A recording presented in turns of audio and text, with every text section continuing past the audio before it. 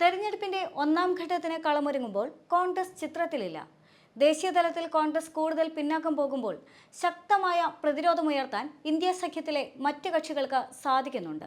വെള്ളിയാഴ്ച ഒന്നാം ഘട്ട തെരഞ്ഞെടുപ്പ് നടക്കുന്ന 12 സംസ്ഥാനങ്ങളിലും കേന്ദ്രഭരണ പ്രദേശങ്ങളിലും ബി.ജെ.പിയെ ചെറുക്കുന്നത് DMK, RJD, SP, ശിവസേന തുടങ്ങിയ ഇന്ത്യ സഖ്യത്തിലെ കക്ഷികളാണ്. കോൺഗ്രസുമായി മുഖാമുഖം ഏറ്റുമുട്ടുന്ന സംസ്ഥാനങ്ങളിൽ ബി.ജെ.പിക്കാണ് മേൽക്കൈ. തമിഴ്നാട്ടിൽ DMKയും ബീഹാറിൽ RJDയും UPയിൽ SPയും മഹാരാഷ്ട്രയിൽ NCPയുടെ സഹായത്തോടെ ശിവസേനയും ബി.ജെ.പിക്കെതിരെ ശക്തമായ പോരാട്ടത്തിലാണ്. നേതാക്കളുടെ കൂട്ടക്കൊഴിഞ്ഞുപോക്കോടെ ദുർബലമായ കോൺഗ്രസ് ശിവസേനയുടെയും NCPയുടെയും പിൻബലത്തിൽ പിടിച്ചു നിൽക്കാൻ ശ്രമിക്കുകയാണ്. കോൺഗ്രസുമായി മുഖാമുഖം ഏറ്റുമുട്ടുന്ന ഉത്തരാഖണ്ഡ്, മധ്യപ്രദേശ്, ഛത്തീസ്ഗഡ്, അസം എന്നീ സംസ്ഥാനങ്ങളിൽ ബി.ജെ.പി ആത്മവിശ്വാസത്തിലുമാണ്. രാജസ്ഥാനിൽ കോൺഗ്രസിനൊപ്പം ഇടതുപക്ഷവും രാഷ്ട്രീയ ലോക് താന്ത്രിക് പാർട്ടിയും ഭാരത് ആദിവാസി പാർട്ടിയും ഉൾപ്പെടുന്ന ഇന്ത്യ കൂട്ടായ്മ ചെറുത്തുനിൽപ്പ് ഉയർത്തുന്നുമുണ്ട്. എന്തുതന്നെയാണെങ്കിലും ഈ ലോക്സഭാ തെരഞ്ഞെടുപ്പിൽ ദക്ഷിണേന്ത്യ പിടിച്ചെടുക്കുക എന്ന തീവ്ര ലക്ഷ്യത്തിൽ തന്നെയായിരുന്നു ബി.ജെ.പി. അതിനുള്ള ശ്രമവും ബി.ജെ.പിയുടെ ഭാഗത്തു നിന്ന് ഉണ്ടായിരുന്നു. ഒരു മോദി തരംഗം 2024 ഈ ലോക്സഭാ തെരഞ്ഞെടുപ്പിൽ ഉയർത്താനായിട്ടുള്ള ശ്രമവും ബി.ജെ.പിയുടെ ഭാഗത്തു നിന്നും ഉയർന്നു വന്നിരുന്നു. അതുകൊണ്ട് തന്നെയാണ് തമിഴ്നാട്ടിൽ പോലും പ്രധാനമന്ത്രി നരേന്ദ്രമോദി മത്സരിക്കുന്നു എന്നുള്ള വാർത്തകളെല്ലാം തന്നെ പ്രചരിച്ചിരുന്നത്. എന്തുതന്നെയാണെങ്കിലും തമിഴ്നാട്ടിലെ തെരഞ്ഞെടുപ്പ് പരിശോധിക്കുമ്പോൾ ഒറ്റഘട്ടമായി തന്നെയാണ് തമിഴ്നാട്ടിൽ തെരഞ്ഞെടുപ്പ് വരുന്നത്. തമിഴ്നാട്ടിലും ഒരു സീറ്റുള്ള പുതുച്ചേരിയിലും ഒറ്റഘട്ടമായാണ് വോട്ടെടുപ്പ് നടക്കുന്നത്. പ്രധാനമന്ത്രി നരേന്ദ്രമോദി അടക്കമുള്ള നേതാക്കൾ എത്തിയിട്ടും സംസ്ഥാന പ്രസിഡന്റ് അണ്ണാമലൈ മത്സരിക്കുന്ന കോയമ്പത്തൂരിലടക്കം ബി.ജെ.പി പിന്നിലാണ് എന്നുള്ളത് ശ്രദ്ധേയമാണ്. DMKയ്ക്ക് പുറമെ ഇടതുപക്ഷവും കോൺഗ്രസും ഉൾപ്പെടുന്ന ഇന്ത്യ കൂട്ടായ്മ 2019 വിജയം ഇക്കുറി ആവർത്തിക്കുമെന്ന ആത്മവിശ്വാസത്തിലുമാണ്. എന്നാൽ അതേസമയം തന്നെ തമിഴ്നാടിനെ സംബന്ധിച്ചിടത്തോളം അണ്ണാമലയ്ക്ക് ഏറിവരുന്ന ബി.ജെ.പി പിന്തുണയും തള്ളിക്കളയാനായി സാധിക്കുകയില്ല.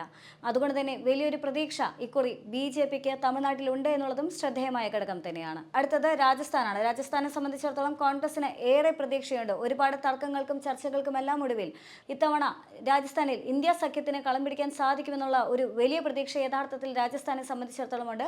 2019 NDA ജയിച്ച 12 സീറ്റിലാണ് ആദ്യഘട്ടത്തിൽ വോട്ടെടുപ്പ് നടക്കുക. ഇടതുപക്ഷവും RLPയും BAPയും ഇന്ത്യ കൂട്ടായ്മയിൽ കോൺഗ്രസുമായി കൈകോർത്തതോടെ ബി.ജെ.പി പരിഭ്രാന്തിയിലുമാണ്.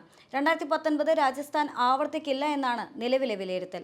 6 സീറ്റ് വരെ ബി.ജെ.പിക്ക് നഷ്ടപ്പെടാനുള്ള സാധ്യതയും ഏറെയാണ്. ഉത്തർപ്രദേശിനെ സംബന്ധിച്ചിടത്തോളം ബി.ജെ.പിക്ക് ഏറെ പ്രതീക്ഷയുണ്ട്. എന്നാൽ അതേസമയം തന്നെ കൂടുതൽ ലോക്സഭാ സീറ്റുകളുള്ള ഒരു സംസ്ഥാനം കൂടിയാണ് ഉത്തർപ്രദേശ് എന്നുള്ളതും ശ്രദ്ധേയം തന്നെയാണ്. പടിഞ്ഞാറൻ UPയിലെ 8 സീറ്റിൽ വെള്ളിയാഴ്ച തെരഞ്ഞെടുപ്പ് നടക്കുന്നുണ്ട്. ഇതിൽ സഹരൻപൂറും ബിജ്നോറും നഗീന മണ്ഡലങ്ങളിൽ 2019 BSPയും മൊറാദാബാദിലും രാംപൂരിലും SPയുമാണ് വിജയിച്ചിട്ടുണ്ടായിരുന്നത്. പിലിഭിത്ത്, കൈരാന, മുസഫർനഗർ എന്നിവ ബി.ജെ.പിയുടെ സിറ്റിംഗ് സീറ്റുകളുമാണ്. 2019 പടിഞ്ഞാറൻ UPയിൽ ബി.ജെ.പിക്ക് തിരിച്ചടി നൽകിയത് SP-BSP സഖ്യവുമാണ്. ഇത്തവണ BSP തനിച്ചും SPയും കോൺഗ്രസും ഇന്ത്യ കൂട്ടായ്മയും മത്സരിക്കുമെന്നുള്ളതും ശ്രദ്ധേയം തന്നെയാണ്. സഖ്യത്തിലുണ്ടായിരുന്ന മൂന്നാം കക്ഷിയായ RLD ഇത്തവണ ബി.ജെ.പി സഖ്യത്തിലുമാണ്. ന്യൂനപക്ഷ വോട്ടുകൾ BSP പിളർത്തിയില്ലെങ്കിൽ പടിഞ്ഞാറൻ UPയിൽ 2019 പോലെ ബി.ജെ.പിക്ക് സീറ്റുകൾ നഷ്ടപ്പെടാനുള്ള സാധ്യതയേറെയാണ്. അസം സംസ്ഥാനത്തെ സംബന്ധിച്ചിടത്തോളം 5 ലോക്സഭാ മണ്ഡലങ്ങളാണ് ആദ്യഘട്ട തെരഞ്ഞെടുപ്പിലുള്ളത്. ജോർഹട്ടിൽ കോൺഗ്രസിന്റെ യുവ നേതാവ് ഗൗരവ് ഗൊഗോയ് ബി.ജെ.പിയുടെ സിറ്റിംഗ് MP തപൻ ഗൊഗോയെ നേരിടുന്നു. സംസ്ഥാനത്ത് കോൺഗ്രസ് ഒരു സീറ്റിൽ ഒതുങ്ങുമെന്നാണ് നിലവിലെ സർവേ റിപ്പോർട്ടുകൾ പുറത്തുവരുന്നത്. അതേസമയം മഹാരാഷ്ട്രയിലേക്ക് നോക്കുമ്പോൾ വിദർഭ മേഖലയിലെ 5 മണ്ഡലത്തിലാണ് വെള്ളിയാഴ്ച വോട്ടെടുപ്പ് നടക്കുന്നത്. നാഗ്പൂരിൽ കേന്ദ്രമന്ത്രി നിതിൻ ഗഡ്കരിയും കടുത്ത മത്സരം നേരിടുന്നുണ്ട്. ശിവസേനയുടെ നേതൃത്വത്തിലുള്ള ഇന്ത്യ കൂട്ടായ്മ മെച്ചപ്പെട്ട പ്രകടനം കാഴ്ചവെക്കുമെന്നാണ് നിലവിലെ റിപ്പോർട്ടുകൾ. കോൺഗ്രസിലെ ചേരിപ്പോര് ഇന്ത്യ കൂട്ടായ്മയ്ക്ക് പ്രതികൂലവുമാകുന്നു. ബീഹാറിനെ സംബന്ധിച്ചിടത്തോളം 2019 NDA ജയിച്ച ഔറംഗാബാദ്, ജയ, ജാമുയി, നവാഡ എന്നിവിടങ്ങളിലാണ് ആദ്യഘട്ടത്തിൽ വോട്ടെടുപ്പ് നടക്കുന്നത്. LJP ജയിച്ച നവാഡയിൽ ഇക്കുറി ബി.ജെ.പി മത്സരിക്കുന്നുമുണ്ട്. ഗയയിൽ HIM നേതാവും മുൻ മുഖ്യമന്ത്രിയുമായ ജിതേന്ദ്ര റാം മാഞ്ചിക്ക് RJDയുടെ മുൻ മന്ത്രിയും MLAയുമായ കുമാർ സർവജിത്ത് കടുത്ത വെല്ലുവിളി ഉയർത്തുന്നുമുണ്ട്. 4ഇടത്തും NDA ചെറുക്കുന്നത് RJD സ്ഥാനാർത്ഥികളാണ്. അസമിന് പുറമെ അരുണാചൽ, സിക്കിം, നാഗാലാൻഡ്, മിസോറാം എന്നീ വടക്ക് കിഴക്കൻ സംസ്ഥാനങ്ങളിലും കോൺഗ്രസ് ചിത്രത്തിലില്ല എന്നുള്ളത് ശ്രദ്ധേയം തന്നെയാണ്. 25 സീറ്റാണ് മേഖലയിലുള്ളത്. പരമാവധി 2ൽ മാത്രമാണ് കോൺഗ്രസിന് സാധ്യത കൽപ്പിക്കുന്നത്. 5 സീറ്റുള്ള ഉത്തരാഖണ്ഡിലും കോൺഗ്രസ് ബി.ജെ.പിക്കാൾ ഏറെ പിന്നിലാണ്.